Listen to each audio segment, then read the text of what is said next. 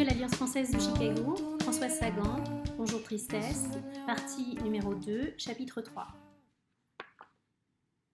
Le lendemain, en me dirigeant vers la villa de Cyril, je me sentais beaucoup moins sûre de moi, intellectuellement. Pour fêter ma guérison, j'avais beaucoup bu au dîner, et j'étais plus que gaie. J'expliquais à mon père que j'allais faire une licence de lettres, que je fréquenterais des érudits, que je voulais devenir célèbre et assommante. Il lui faudrait déployer tous les trésors de la publicité et du scandale pour me lancer. Nous échangions des idées saugrenues, nous rions aux éclats. Anne riait aussi, mais moins fort, avec une sorte d'indulgence. De temps en temps, elle ne riait plus du tout, mes idées de lancement débordant les cadres de la littérature et de la simple décence. Mais mon père était si manifestement heureux de ce que nous nous retrouvions avec nos plaisanteries stupides qu'elle ne disait rien. Finalement, ils me couchèrent, me bordèrent. Je les remerciai avec passion. Leur demandai ce que je ferais sans eux. Mon père ne le savait pas vraiment. Anne semblait avoir une idée assez féroce à ce sujet, mais comme je la suppliais de me le dire et qu'elle se penchait sur moi, le sommeil me terrassa. Au milieu de la nuit, je fus malade. Le réveil dépassa tout ce que je connaissais, en fait de réveil pénible. Les idées vagues, le cœur hésitant, je me dirigeais vers le bois de pin sans rien voir de la mer du matin et des mouettes surexcitées. Je trouvai Cyril à l'entrée du jardin. Il bondit vers moi, me prit dans ses bras, me serra violemment contre lui, en murmurant des paroles confuses. « Mon chéri, j'étais tellement inquiet, il y a si longtemps. Je ne savais pas ce que tu faisais et si cette femme te rendait malheureuse. Je ne savais pas que je pourrais être si malheureuse sans toi. Je passais tous les après-midi devant la crique, une fois, deux fois. Je ne croyais pas que je t'aimais tant. » Moi non plus, dis-je. En fait, cela me surprenait et m'émouvait à la fois. Je regrettais d'avoir si mal au cœur, de ne pouvoir lui témoigner mon émotion. « Que tu es pâle, dit-il. Maintenant je vais m'occuper de toi. Je ne te laisserai pas maltraiter plus longtemps. » Je reconnaissais l'imagination d'Elsa. Je demandai à Cyril ce qu'en disait sa mère. « Je la lui ai présentée comme une amie, une orpheline, dit Cyril. Elle est gentille d'ailleurs, Elsa. Elle m'a tout raconté au sujet de cette femme. C'est curieux, avec un visage si fin, si racé, ses manœuvres d'intrigante. » Elsa a beaucoup exagéré, dis-je faiblement. Je voulais lui dire justement que... Moi aussi, j'ai quelque chose à te dire, coupa Cyril. Cécile, je veux t'épouser. J'eus un moment de panique. Il fallait faire quelque chose, dire quelque chose. Si je n'avais pas eu ce mal de cœur épouvantable... Je t'aime, disait Cyril dans mes cheveux. Je lâche le droit. On m'offre une situation intéressante, un oncle. J'ai 26 ans. Je ne suis plus un petit garçon. Je parle sérieusement. Que dis-tu ? Je cherchais désespérément quelques belles phrases équivoques. Je ne pouvais pas l'épouser. Je l'aimais, mais je ne voulais pas l'épouser. Je ne voulais épouser personne. J'étais fatiguée. Ce n'est pas possible, balbutiai-je. Mon père... Ton père, je m'en charge, dit Cyril. Anne ne voudra pas, dis-je. Elle prétend que je ne suis pas adulte. Et si elle dit non, mon père le dira aussi. Je suis si fatiguée, Cyril. Ces émotions me coupent les jambes. Asseyons-nous. Voilà Elsa. Elle descendait en robe de chambre, fraîche et lumineuse. Je me sentis terne et maigre. Ils avaient tous les deux un air sain, florissant et surexcité, qui me déprimait encore. Elle me fit asseoir avec 1000 ménagements, comme si je sortais de prison. « Comment va Raymond ?» demanda-t-elle. « Sait-il que je suis venue ?» Elle avait le sourire heureux de celle qui a pardonné, qui espère. Je ne pouvais pas lui dire à elle que mon père l'avait oubliée et à lui que je ne voulais pas l'épouser. Je fermai les yeux. Cyril alla chercher du café. Elsa parlait, elle me considérait visiblement comme quelqu'un de très subtil. Elle avait confiance en moi. Le café était très fort, très parfumé. Le soleil me réconfortait un peu. J'ai eu beau chercher, je n'ai pas trouvé de solution, dit Elsa. Il n'y en a pas, dit Cyril. C'est un engouement, une influence, il n'y a rien à faire. Si, dis-je, il y a un moyen. Vous n'avez aucune imagination. Cela me flattait de les voir attentifs à mes paroles. Ils avaient 10 ans de plus que moi, et ils n'avaient pas d'idée. Je pris l'air dégagé. C'est une question de psychologie, dis-je. Je parlais longtemps.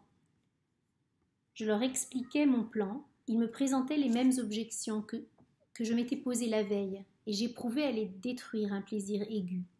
C'était gratuit, mais à force de vouloir les convaincre, je me passionnais à mon tour. Je leur démontrais que c'était possible. Il me restait à leur montrer qu'il ne fallait pas le faire, mais je ne trouvais pas d'argument aussi logique. Je n'aime pas ces combines, disait Cyril.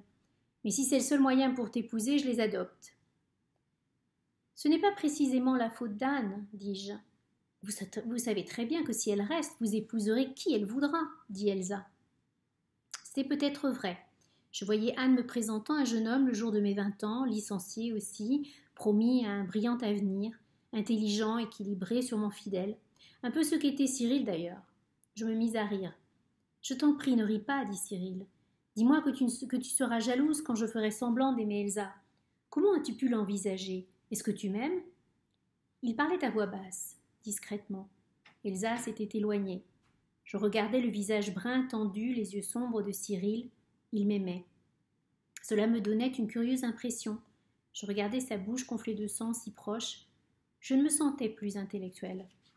Il avança un peu le visage de sorte que nos lèvres, en venant à se toucher, se reconnurent. Je restais assise, les yeux ouverts, la bouche immobile contre la mienne. Une bouche chaude et dure, un léger frémissement la parcourait. Il s'appuya un peu plus pour l'arrêter, puis ses lèvres s'écartèrent. Son baiser s'ébranla, devint vite impérieux, habile, trop habile. Je comprenais que j'étais plus douée à embrasser un garçon au soleil que pour faire une licence. Je m'écartais d'un peu de lui, haletante.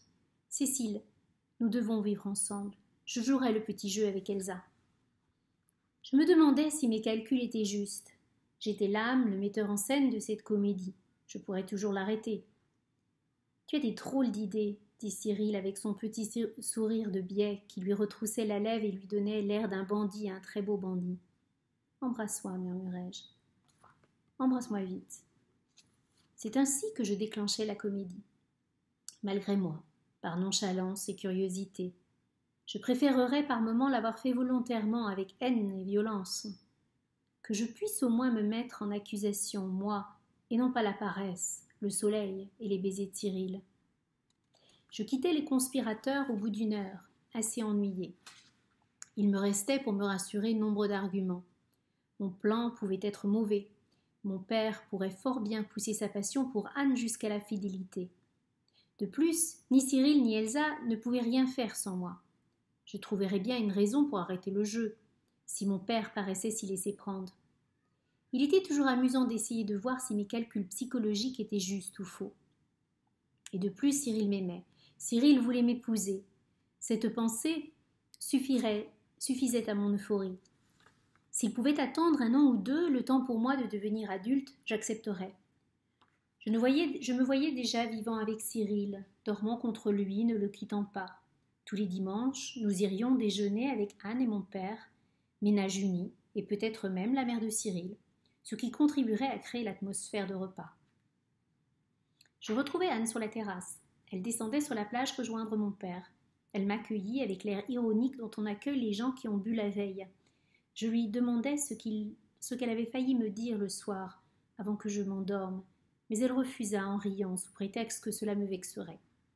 Mon père sortait de l'eau, large et musclé. Il me parut superbe. Je me baignais avec Anne. Elle nageait doucement, la tête hors de l'eau, pour ne pas mouiller ses cheveux. Puis nous nous allongeâmes, tous les trois côte à côte, à plat ventre, moi entre deux, silencieux et tranquille. C'est alors que le bateau fit son apparition à l'extrémité de la crique, toute voile dehors. Mon père le vit le premier. « Ah, ce cher Cyril n'y tenait plus, dit-il en riant. Anne, on lui pardonne, au fond, ce garçon est gentil. » Je relevai la tête, je sentais le danger. « Mais qu'est-ce qu'il fait » dit mon père. « Il double la crique ?»« Ah, mais il n'est pas seul !» Anne avait à son tour levé la tête. Le bateau allait passer devant nous et nous doubler. Je distinguai le visage de Cyril, je le suppliais intérieurement de s'en aller. L'exclamation de mon père me fit sursauter. Pourtant, depuis deux minutes déjà, je l'attendais. Mais c'est Elsa. Mais qu'est-ce qu'elle fait là? Il se tourna vers Anne. Cette fille est extraordinaire. Elle a dû mettre le grappin sur ce pauvre garçon et se faire adopter par la vieille dame. Mais Anne ne l'écoutait pas. Elle me regardait. Je croisais son regard et je reposais mon visage dans le sable inondé de honte. Elle avança la main, la posa sur mon cou. Regardez-moi.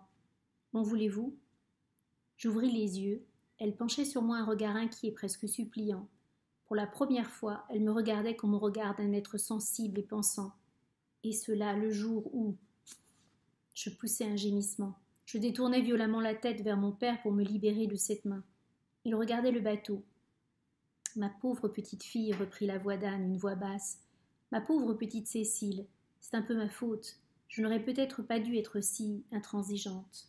Je n'aurais pas dû vous faire de peine, le voyez-vous? Elle me caressait les cheveux, la nuque, tendrement. Je ne bougeais pas. J'avais la même impression que lorsque le sable s'enfuyait sous moi, au départ d'une vague. Un désir de défaite, de douceur m'avait envahi, et aucun sentiment, ni la colère ni le désir, ne m'avait entraîné comme celui-là. Abandonner la comédie, confier ma vie, me mettre entre ses mains jusqu'à la fin de mes jours. Je n'avais jamais senti une faiblesse aussi envahissante, aussi violente. Je fermais les yeux. Il me semblait que mon cœur cessait de battre. Merci, bonsoir.